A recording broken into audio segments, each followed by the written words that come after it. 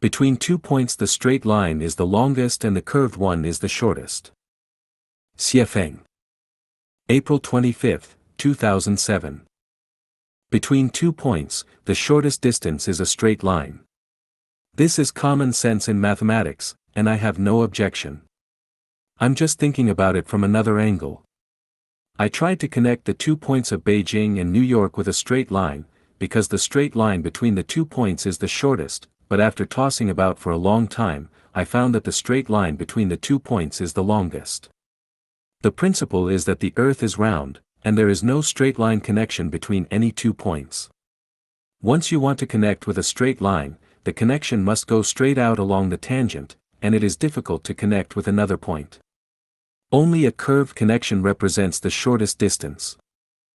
I took a Coca-Cola bottle and marked 2 points on its surface and tried to connect the 2 points with a straight line but failed.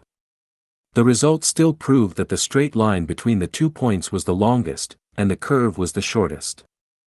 As a result of various thinking and experiments, it is found that the conclusion that the straight line between 2 points is the shortest only holds true in two-dimensional space, and beyond the two-dimensional plane, this conclusion becomes invalid. In addition, this conclusion is valid in theory, but not in practice. That is to say, 2 points that are not in the same dimension cannot be connected by a straight line. The more you want to use a straight line to connect, the farther the distance will be. At the same time, what is correct in theory cannot be applied in practice. What will be the result of extending this discovery to other fields? In the field of thought, 2 points cannot be connected by a straight line. For example, the thoughts of Jesus, Buddha, Laozi, Muhammad, Marx, Lenin, Mao Zedong, Osho, Seth, etc., represent points that cannot be linearly linked. The shortest distance is a curved line. In the social field, such as the systems of the United States and China, there is no straight line between these 2 points, the shortest is only the curved one. In the field of belief, such as atheism and theism, evolution and creation, idealism, and materialism, cannot be connected in a straight line. In human culture, for example, the values of Eastern and Western cultures cannot be linearly connected. In terms of love, the more direct the connection, the shorter the lifespan. A winding path leads to a hidden spot. A meditation chamber lies deep within the flowering trees. The more curved, the more nerve-wracking, the tastier. In terms of happiness, the more you want to get happiness in a straight line, the less you can get happiness. Many people have walked for a lifetime, and finally find that the more direct road is the farthest way from happiness, and it does not lead to any destination. In fact, the Chinese know the truth of the curve best.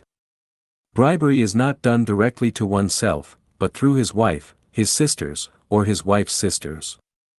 It is not necessarily the bribe being as money, but to provide convenience for profit. They do not go directly to the office to ask for help but invite people to go to the hotel first to talk about it. Although they are anxious, they pretend to be okay. Strategies such as playing hard to get, relieving the state of Zhao by besieging the state of Wei, crossing the sea under camouflage, making a feint to the east and attacking in the west, advancing secretly by an unknown path, resurrecting a dead soul by borrowing a corpse, abusing the locust tree while pointing to the mulberry, stealing the beams and pillars and replacing them with rotten timbers, using seductive women to corrupt the enemy, sowing discord among the enemy, etc. all exemplify taking indirect paths to achieve one's goals. The more curved the road of life, the better, and the more direct, the worse. What's so good about being born without experiencing anything and going straight to the grave? Falling in love today, getting married tomorrow, having a baby the day after tomorrow, and dying the day after tomorrow's tomorrow, what good is there? Eat, go to work, sleep, eat again, go to work again, sleep again, what good is there? What's so good about staying the same? A great man once said, while the prospects are bright, the road has twists and turns. Reversing of this sentence is a truth, the road has twists and turns, but the prospects are bright. At least it makes more sense. The same is true in the field of life. If a master were to reveal the mysteries of life directly, and we were to journey to the Elysium Islands continent tomorrow, firstly, we would be unable to reach them, and secondly, we would miss out on the rich and diverse experiences of life. If you are having fun, laughing, playing, laughing and joking, feeling, undergoing, and experiencing, it looks like a curve, not direct, but the actual situation is, the straight line between 2 points is the longest, and the curve is the shortest. I like unconventional thinking and regard the normal as abnormal, and the abnormal as normal. As a result, thinking can extend to infinitely strange and broad fields and often have the feeling of, just as the weary traveler despairs of finding a road, lo! A village appears and the shade of willows and riotous flowers beckon.